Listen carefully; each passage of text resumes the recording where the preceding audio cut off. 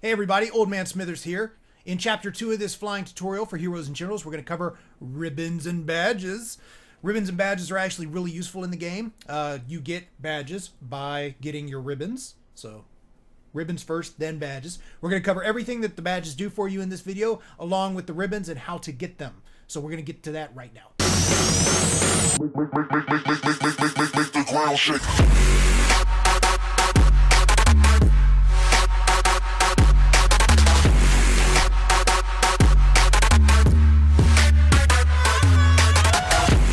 Here we're looking at one of my US pilots, Tree Hugger, so named because he loves to hug them trees, especially on factory. And what he's got is gold flak jacket and gold bombs away. Now, these badges, they're important. They do things for you. How you get them is through ribbon progression. So we're going to cover which ribbons a pilot needs to work on. Right now, there are only 3 ribbons that are really important to a pilot because all of their badges can be gotten in these 3 ribbons.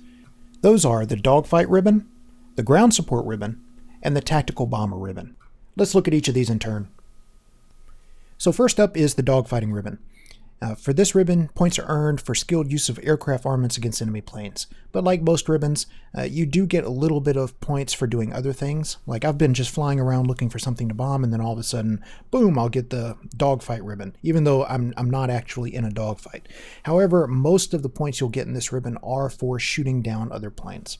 As for what this ribbon will give you, it will give you the Aircraft Thief badge, as well as the Airborne badge. And we're going to talk about those badges along with the other badges in just a second, but just know that the dogfight ribbon is where you get these.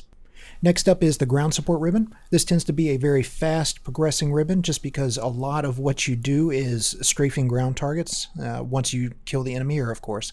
So this one will level very quickly. It does give you the flak jacket badge. Flak jacket badge is awesome. It should be one of your badges that you use a lot because that protects you from ground fire. And we'll talk a little bit more about that in just a bit. Just remember, ground support gives you flak jacket. And finally, we have the tactical bomber ribbon. This is a great ribbon. It progresses very slowly just because you get points for dropping bombs. You don't have to hit anything. If you drop a bomb, you will get a little bit of points towards this ribbon. But obviously, you get even more points for dropping and killing enemies with your bombs. But you can only drop so many bombs before you have to reload, so it does take a little bit longer than, say, the ground support ribbon. Now, what this gives you is the bombs away badge, and this badge is awesome just because it gives you more bombs to drop whenever you first start off. We're going to talk about this badge and other badges next, but for now, just remember that Tactical Bomber gives you bombs away. Okay, so if you look above me, you'll see that I have 2 badges. And the reason that I have 2 badges is because I have veteran membership. Veteran membership is sort of the subscription service to Heroes and Generals, if you don't know already. There's a lot of debate right now about, the whole pay-to-win aspect of it. Really, veteran membership doesn't give you a whole lot extra as far as game-changing things. The only game-changing thing that it actually gives you is the ability to have 2 badges, like the above, instead of just 1. Other than that, it just gives you like 100% bonus on experience, which is awesome, and a little bit more money at the end of every match, so you don't have to, nickel and dime yourself so much anymore. All in all, it's not a game breaker. It's definitely not pay to win, although you'll hear people crying about that all the time. In my mind, it's worth it. The developers have done a great job just in the short time I've been playing this game. I don't mind supporting them. So if you're in the same boat, you don't mind throwing down a couple of bucks for veteran membership, I would highly suggest you do it because it does give you those 2 badges. Everything I'm going to talk about now is based on what I equip with those 2 badges. If you only have 1 and you don't have veteran membership, hey, not a big deal. You're not out that much. It's just you're going to have to pick which badge is more important to you. So let's get to that. So first up, we have the flak jacket badge. You'll notice that it has damage reduction from ground fire. Bronze gives you minus 10%, silver gives you minus 20%, and gold gives you minus 30%. Now, a 30% reduction in ground fire damage might not sound like a lot, but if you watch my Twitch stream, you'll often see me flying around with a perfectly good airplane, but only like 3 or 4 bars of health on my pilot. And that's because you will get hit from ground fire.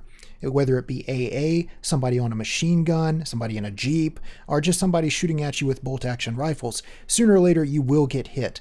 This is the difference between life and death a lot of the times, and that's why I always consider it one of my most important badges to equip. So next up is the Airborne badge. The bronze gives you a 25% faster startup time on airplanes, silver gives you 50% faster, gold gives you 75% faster. I'm not much of a fan of this badge just because it's too situational. The bulk of your time is spent in the air, not starting up your airplane. So I just don't see the waste of a badge slot for this. There has been some talk about them possibly having this increase your airplane speed in the future. If that was the case, then I might take another look at this badge. But for now, starting up an airplane, it just doesn't help me for the bulk of the time that I'm in the airplane. So therefore, I rarely equip this badge, if ever.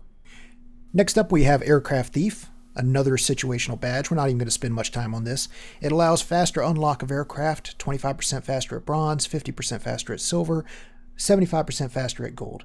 Again, incredibly situational. I do not see anybody spending a badge slot on this particular badge, but you pretty much get it for free anyway, just flying around, so there it is.